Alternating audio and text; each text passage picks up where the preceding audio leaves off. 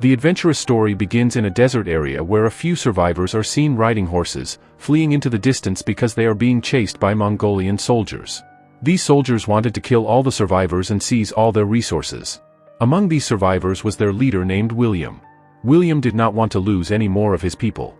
To escape the Mongolian soldiers, William devised a strategy. He took some of his companions with him on his horse and sent some other horses off in different directions to confuse the Mongolian soldiers.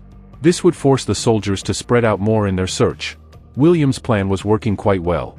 For the time being, he and his companions found a good hiding spot where they could spend the night and leave in the morning. While hiding, William told one of his companions that he had come to this region in search of a substance called black powder, which was known to be found here and was considered highly valuable. They were still in shock from the earlier attack that had claimed the lives of many of their comrades.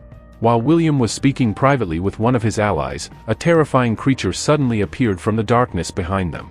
In no time, it began killing several of William's companions with its claws. One by one, the remaining survivors were taken down.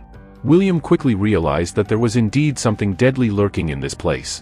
When the creature tried to attack him, William reacted swiftly and struck its hand with his sword, severing it. Badly wounded, the creature retreated into the darkness. Now only William and one of his companions were left. They understood that staying in this place was extremely dangerous. William picked up the creature's severed hand. It was very strange, like nothing he had ever seen before. With no choice, William and his companions set off on a new journey. But unfortunately, it wasn't going to be an easy one. The Mongolian soldiers spotted them again and resumed their pursuit. William and his companion, named Stan, kept moving forward, evading their enemies. After traveling for a long time, they reached a territory near the Great Wall, where a unit of Chinese soldiers attacked them with arrows. The Mongolian soldiers, seeing this, fled in the opposite direction. The Chinese soldiers then captured William and Stan. The ruler of this entire kingdom was named Wang, who controlled everything in the region. William and Stan were taken captive and kept under watch. General Shiao soon arrived to examine the large severed hand that William had brought. Everyone was in complete shock upon seeing it. It clearly looked like the hand of some kind of creature. But no one could figure out where such a creature could have come from. When asked, William explained that these creatures had attacked them in the dark, and he had cut off one of their hands with his sword. At this point, a female soldier named Lin started laughing, as she found it hard to believe that someone like William, whom she saw as a mere thief, could possibly have defeated such a massive creature. However, General Shiao, after inspecting the sword, pointed out that it was still stained with blood. Judging from the entire situation, it was quite clear that William had indeed cut off the creature's hand. Now the bigger question was, where did this creature come from? Just then, a soldier came running in urgently and informed the general that he had seen a massive enemy army advancing toward the Great Wall. But it wasn't a human army, it was a horde of terrifying creatures, so numerous that they outnumbered their own forces many times over. General Shiao immediately ordered all troops to be on high alert and take their positions to prepare for the incoming attack. Everyone quickly mobilized along the Great Wall, including William and Stan, who were also kept at the battle post. All the soldiers worked in perfect coordination, as if they already knew exactly what to do. General Shiao guided them from the rear. William and Stan were astonished. They had never seen such flawless coordination among soldiers before. Meanwhile, in the vast fields beyond the Great Wall, a massive army of monstrous creatures was marching forward in overwhelming numbers, preparing to attack. They were the same type of creatures as the one from which William had severed the hand. William and Stan also noticed something peculiar about the enemy forces. Each type of soldier had a unique role. For example, there were the blue soldiers, composed entirely of female creatures. Their team was led by Lin, who tied ropes to her back and prepared to descend the wall to directly fight and kill the creatures. Meanwhile, the red soldiers were positioned above to attack from a distance using bows, arrows, and fireballs. General Shiao had done all the calculations and gave the command to launch fireballs. The red soldiers immediately sprang into action. Massive, burning fireballs began raining down on the army of creatures, accompanied by a relentless barrage of arrows. These attacks hit the monstrous army with full force, killing many of them, but it seemed like the creatures were barely affected. Their numbers were in the millions, and despite the intense attack, they kept advancing. Still, none of the soldiers backed down. General Shiao knew that the damage they were inflicting was not nearly enough, so he ordered the soldiers to continue the attack without pause. The blue soldiers, which included Lin and other female warriors, descended using ropes and bravely attacked the creatures directly. However, after some time, the creatures managed to catch and brutally kill several of them. Soon, within the army of monsters, some enormous creatures emerged. At their center sat none other than the queen of the creatures. General Wang and his ally observed this and quickly realized that the queen was the one controlling the entire horde. In fact, the queen had a brain-like organ with antennas that allowed her to communicate telepathically with her entire army. Upon noticing the soldiers firing at her forces, she ordered the creatures to climb over each other to scale the wall, and shockingly, they did it with ease. Now the creatures began reaching the top of the wall, and many soldiers lost their lives as the monsters launched direct attacks. William and Stan began to panic, their hands were still tied, and they desperately called out for help. But the soldiers were all too busy trying to survive themselves. Just then, a man named Billiard appeared. He quickly untied William and Stan, freeing them. The three of them escaped to a safer location. Meanwhile, we are introduced to a young soldier named Penny, whose comrades were being killed one by the deadly creatures. But Penny wasn't someone who would retreat so easily. Penny now grabbed his spear and charged directly at the creature to kill it. But the creature was so powerful that it struck Penny and threw him far away. It began to advance toward him to finish him off, but just then, William appeared. With Stan's help, William thrust the spear into the creature's mouth. Even then, the creature didn't stop. That's when Stan handed William another weapon, which he drove into the creature's body. Working together, the two managed to kill it. However, many more creatures had already climbed to the top. Stan used a clever trick. He laid out a red carpet to lure one of the creatures. The creature came charging forward, but when the carpet was pulled away, William was waiting behind it with a bow and arrow. He took aim and shot the creature in one of its side eyes, instantly killing it on the spot. These kinds of strategic attacks were motivating the rest of the soldiers. They kept attacking the creatures and pushing them back down from the wall. Now, the queen of the creatures started realizing that many of her minions were being slaughtered. So she used her telepathic communication to send a command, retreat. All the creatures obeyed her. They even carried their wounded with them as they began to fall back. At this moment, retreating was clearly their best option. The entire monstrous army withdrew from the battlefield. General Wang and General Shiao praised their troops for their brave defense. They even released William and Stan from custody, recognizing how much they had helped during the battle. Instead of imprisoning them, they were now given a good place to stay, treated with respect like true warriors. William and Stan were happy, at least here, they were being seen as fighters, not criminals. Shortly afterward, the young soldier Penny approached William, thanking him for saving his life. He admitted that most other soldiers would have let him die, but William and Stan had risked their own lives to help him. Then Billiard arrived, the same man who had untied and freed William and Stan earlier. He began explaining more about the black powder, a rare and powerful substance. In reality, the black powder was some kind of sparkling explosive device that caused a massive blast when ignited. Billiard even showed them a small sample and said, "Even this tiny bit is enough to kill all three of us." As the three of them were talking. Before anything else, Wang summoned everyone so they could make an important decision and devise a new tactic. When Wang and his team searched all of William's belongings, they found a magnet. From this, Wang began to understand that it was probably this magnetic device that helped William kill the creature. The magnet had created a kind of field around it that disturbed the creature's mind, making it vulnerable. That, Wang explained, was likely the reason William was able to kill the creature so easily. Wang proposed using this same technique to confuse the creatures during battle. He then began telling William and the others more about these beings, creatures that had arrived on Earth many years ago. Initially, there were very few of them. But the Queen had massively increased their numbers over time. She now controlled her swarm of smaller creatures with the goal of taking over the entire planet. These creatures return every 20 years, and their army always tries to completely destroy South China. It was now clear that an all-out war between humans and these creatures was looming.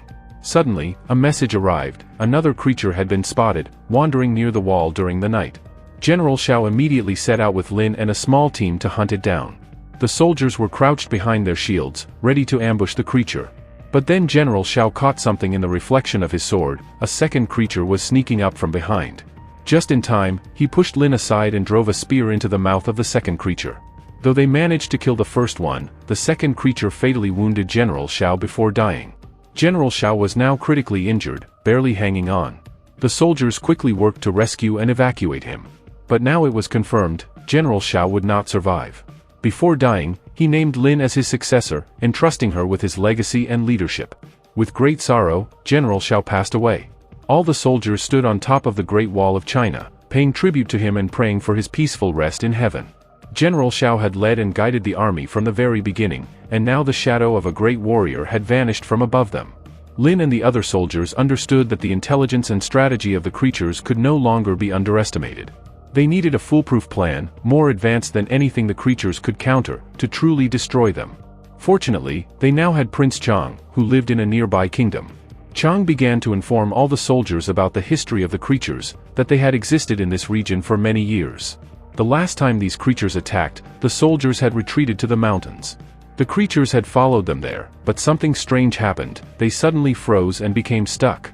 Later investigations revealed that the mountains had strong magnetic fields, which disrupted the creatures' coordination, rendering them immobile. Now that the creatures had returned, using the same technique, creating magnetic fields could be their only chance to defeat them again. Wang and the others began discussing whether this plan would even work. That's when William suggested an idea. They should capture one of the creatures and test the magnetic field on it. That way, they'd know for sure whether the method would actually confuse or disable them. Everyone liked the plan, and they agreed to proceed with it the next day. Meanwhile, Stan pulled William aside and asked, "Why did you say that? Weren't we supposed to steal the black powder and escape as soon as possible?" But William replied, "This kingdom is under attack. We need to help them in this critical moment. So many soldiers have died already, and if we don't stop these creatures, they might take over the entire world." Stan found it hard to understand his friend William. He couldn't convince him to leave. The next day, all the soldiers began preparing for the mission, to capture one of the creatures alive. They coated their arrows and spears with tranquilizing agents, so that if a creature was hit, it would pass out, allowing them to safely capture and study it. Down on the ground, several creatures began emerging, attacking the soldiers one by one. But the soldiers had already planned in advance. They jumped down and began killing the creatures using their weapons. Additionally, new upgrades had been made to the Great Wall. Rotating spiked weapons had been installed inside the walls. So if the creatures touched them, they would be injured or killed instantly. Soldiers also began throwing chained spears, so the sharp weapons could lodge into the creatures' bodies and hold them down. However, the most shocking part was that the creatures started to understand this plan. They began removing the embedded weapons from their fellow creatures' bodies. Despite the counterattacks, many of them were killed, and the soldiers were trying to capture one specific creature.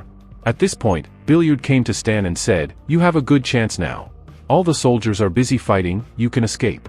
But Stan refused, saying, "I won't leave without my friend William. I'll stay and help him in the fight." That one creature that had been trapped was now surrounded by fire, set by the soldiers to prevent the others from helping it. The fire kept the other creatures from advancing, but the chains binding it wouldn't hold for long. That's when William stepped onto the battlefield himself to retrieve the creature. He saw it was already unconscious, but he wasn't alone. More creatures began attacking him. William, being a skilled archer, aimed for their eyes, taking them down one by one. But there were too many of them. William couldn't handle them all alone. Just as one of the creatures was about to pounce on him, a spear struck at midair, thrown by none other than Stan.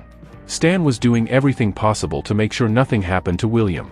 The two of them fought together, using sharp weapons and arrows to take down every creature that came at them. They knew the creature's weakness, a strike to the eyes, and used that to their advantage. William quickly tied up the unconscious creature's legs to drag it back. But the other creatures realized what was happening and charged through the flames, burning, to attack. Still, William and Stan were such a perfect team, no creature could stand against them. Eventually, that one unconscious creature was dragged up the wall by the other soldiers. They quickly locked it inside a cage, surrounding it with guards, not to kill it, but to experiment and confirm whether magnetic fields truly affected them. The generals and scientists slowly brought the magnet closer to the creature inside the cage. As soon as the magnetic field reached the creature, it froze, stopped moving completely, and sat down in place, still, like a stone. This confirmed that the magnetic field really did affect the creature species. All the soldiers were overjoyed, knowing they had finally found a critical weakness in the creatures. But then Prince Chang said that he would take the magnet for now, so he could conduct further research on it. The soldiers were a little surprised. Why was he doing this? But no one could stop him. After all, he was the king of the nearby kingdom. Chang departed with the magnet, but just as he left, the soldiers noticed unusual movement below. It seemed like many creatures were attacking at once. When the soldiers rushed to the lower parts of the Great Wall, they discovered that the creatures had attacked in a coordinated way and created a huge breach, a massive hole in the wall. This meant their territory was no longer safe. They realized the previous creature attack had just been a distraction, meant to divert their attention while the real task, destroying the wall, was carried out on the Queen's command. This made it painfully clear just how intelligent the creatures were, and that they'd do anything to destroy their enemy. While all this chaos unfolded, Stan and Billiard came together to steal the black powder, just as they had planned.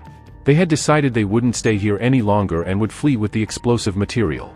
This was the first time Stan betrayed his friend William, because he didn't want to get involved in such a deadly situation. Billiard and Stan tried their best to steal the powder quickly, but William arrived just in time. William asked Stan, "Why are you doing this? These soldiers need us right now." But Stan replied, "We need to live in reality. These creatures are too many, they'll wipe everyone out eventually." Stan blamed William for getting them stuck in this mess. William refused to accept that. So, Stan knocked William unconscious and fled with Billiard, taking several barrels of black powder with them. When Lynn found out that Stan and Billiard had stolen the black powder and run away, she ordered William's arrest too, believing he was involved. William kept saying, again and again, "I was just trying to help you all," but no one would listen. The truth was only revealed later. It was Penny, the young soldier, who came forward to testify before Lynn, saying that he had seen with his own eyes that William was trying to stop his friends, but they knocked him unconscious and ran away. Still, Lynn couldn't bring herself to trust William, so she sent a few soldiers to track down Stan and Billiard, and locked William in a prison cell. Now Lynn, along with several soldiers, sat in airborne balloons, watching from above to observe where the creatures were heading and attacking. Their only goal was to destroy the queen of the creatures, so she thought they could launch an aerial attack to kill them. Many soldiers boarded the balloons and set off for the mission. Meanwhile, Penny secretly freed William from the prison, and William immediately went to a commander to ask where Lynn and the soldiers had gone.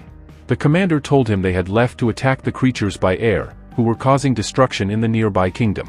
William warned that this was extremely dangerous, because the creatures' army was massive, they could wipe out anyone in a single wave. Worried for Lynn's safety, William boarded a balloon with a few soldiers and followed after them. When Lynn and her troops arrived near the kingdom, they found that the creatures had already created chaos. Some of the creatures were so clever that they were climbing on top of each other to capture the balloons. The balloon carrying Lynn was damaged and crashed to the ground, and several creatures surrounded her. It looked like Lynn had no chance of survival. But just in time, William arrived and rescued her, lifting her back up with the help of a balloon. As a creature lunged to bite her, William threw a bomb made from the black powder, killing several creatures in a blast. They quickly made it to a safe location, and began attaching multiple bombs to the creature they had captured. That creature was already being controlled using the magnetic field. They were preparing to move it, but they suddenly realized the creatures had figured out their location. In no time, many creatures launched an attack from above, killing several soldiers. Among the injured was Penny, the brave young soldier. Seeing this, William and the others noticed more creatures advancing rapidly. Penny, despite his injuries, told them to move forward without him, and then sacrificed himself by detonating a large bomb, sealing off the entire area, preventing the creatures from following. Lynn, William, and the commander immediately woke up the creature that had the bombs strapped all over its body. They quickly wake up the creature. Because of the magnet, their plan was to detonate the bombs attached to its body only when it reached the queen. First, they fed the creature well and then opened the door, sending it out to the other creatures. Meanwhile, William and Lynn had moved to the upper floor while traveling alongside the others. William had to take careful aim to detonate the bombs on the creature's body. The first time he tried to shoot an arrow, however, big creatures guarding the queen stepped forward to protect her, causing William to miss his shot. But the queen noticed this. She mentally controlled all the creatures, ordering them to attack the large structure where William and Lynn were hiding. The creatures stormed inside, creating chaos everywhere. William tried shooting an arrow again but failed. The queen spotted William and commanded all creatures to attack him. William was overwhelmed and confused about how to survive. For now, he grabbed Lynn, tied a rope, and jumped away from the collapsing structure. The creatures completely destroyed the structure, but William still had one chance. He noticed the creature with the bombs was still nearby. So first, he threw the magnet near the queen to gather all the creatures together, then aimed and fired a bomb arrow directly at a creature next to the queen. The queen realized it was a bomb and started to eat it, but it was already too late. A massive explosion occurred, killing the queen instantly. All the big creatures died immediately as well. After the queen's death, the creatures who followed her command were also deactivated and fell down dead from the structure. William and Lynn watched this scene closely. This was their victory. Everything was finally over. The creature army was destroyed. Lynn now understood that William was the one who had done all this. Though she had once thought of him as a thief, he turned out to be a brave warrior. Some time later, when William came to the prison, he found Stan imprisoned. Stan was deeply regretful for his actions, but William forgave him and freed him, because Stan was his childhood friend. After this, William, Stan, and several others who wanted to leave, set out on a journey. Lynn watched them from a distance and had started to like William. She gave him a warm farewell. William said, "We will come back to this place someday." And with that, their story came to an end.